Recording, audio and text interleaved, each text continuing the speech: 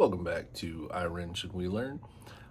Today we're going to do a little short video on putting in some bearings into the wheel for this rear wheel for the mini bike build. Rocking the new Father's Day hat. Yeah, you can enjoy that and be jealous. Yep, little Grogu on the side. I am a nerd.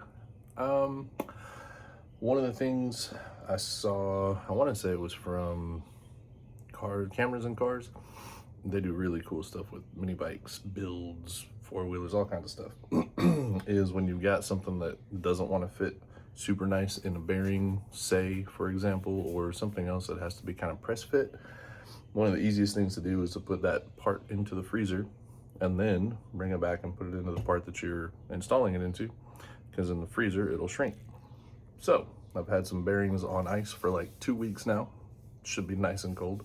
We're gonna see if it'll work and if they'll fit into this wheel that I pulled out the old busted bearings from. We're gonna try that out today. Fingers crossed. Oh, there they are. Right there with the ice. And there's the little mini bike. Got to get some work done while we can. It's actually pretty early this morning. Sun hadn't even come out yet. Let's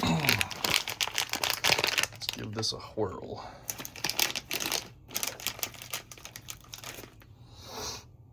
It fit pretty well on one side before, but didn't seat all the way. Look at that.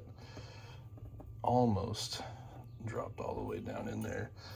Then we'll use the good old socket that's a little bigger than that and pop that in the rest of the way. And then, where is, I gotta find a part that I don't remember where I put it. Want to do it fast before everything thaws out. Where did that go? So there's, on some axles, you'll have like a sleeve that goes through the inside between the two bearings to kind of help keep things still. And believe it and or don't, I can't seem to find that in this very organized space of mine. My wife would snicker if she heard me say that. It's not that organized, you guys. It's organized for me. I put stuff where I need it and then I can find it.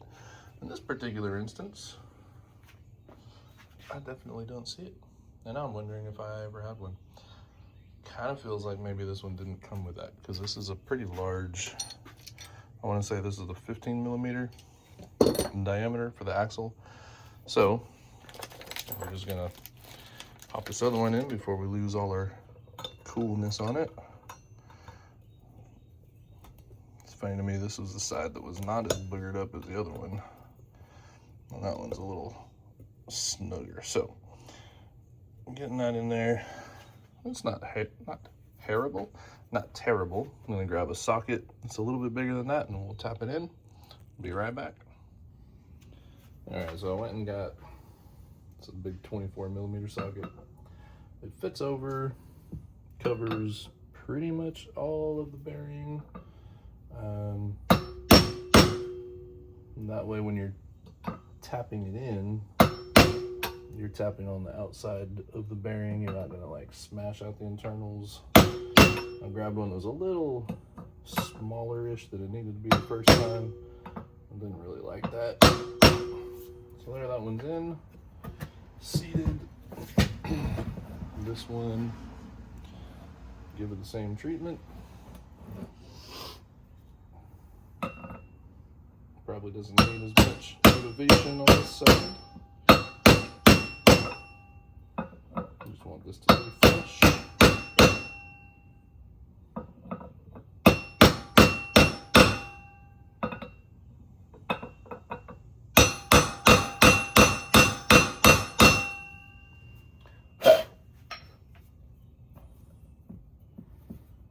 All right, there you have it.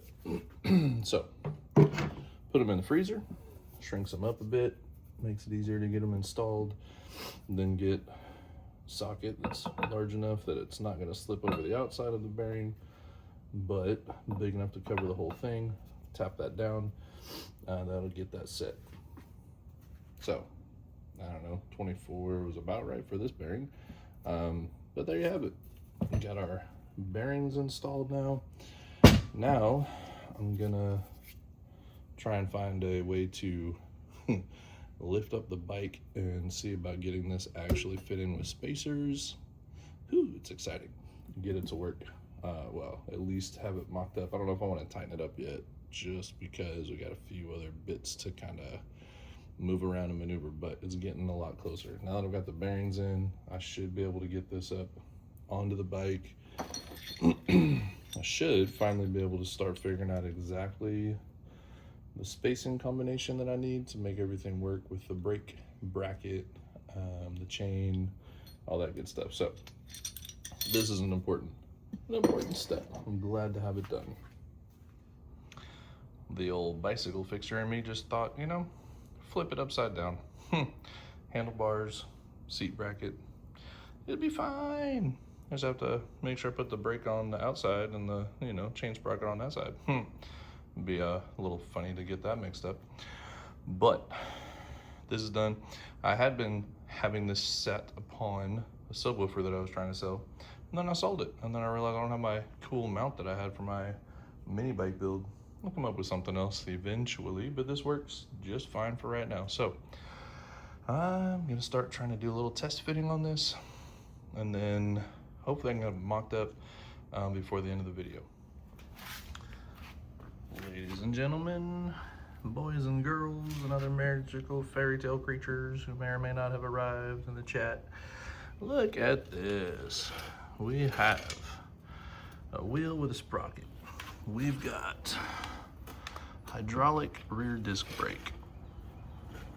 We have clever / probably very silly spacing done. That oversized bearing that doesn't fit inside this works great as a spacer here. A couple of little plastic spacers there so we get a little compression on this once I tighten it down. But by golly, folks, it fits. Oops, didn't mean to smack the camera stand there. Yes, indeed. For the first time ever since owning this frame, I have two wheels mounted. This one again have front brake. We've got the hose.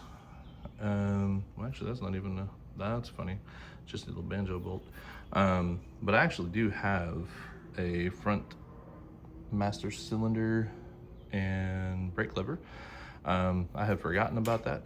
I found it in one of my bags and boxes sitting on the shelf. Yeah, it's one of those two. I said, well, shucks, we're gonna get that sucker installed. So wheels are finally done. I'm very excited. If you remember from a previous video, still need to put an extender on the air intake.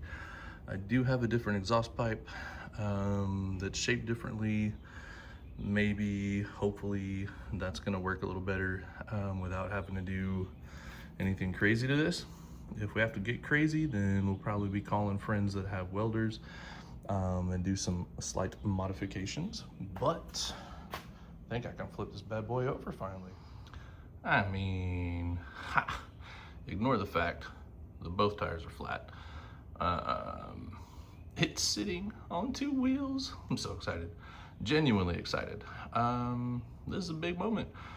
So there you have it. Here's where we sit. We've got wheels mounted. Mostly, I haven't tightened all the bolts down yet.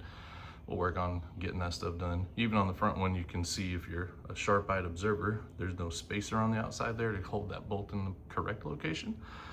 But I have a plan for that. Just was really, really, really excited about getting the rear mounted.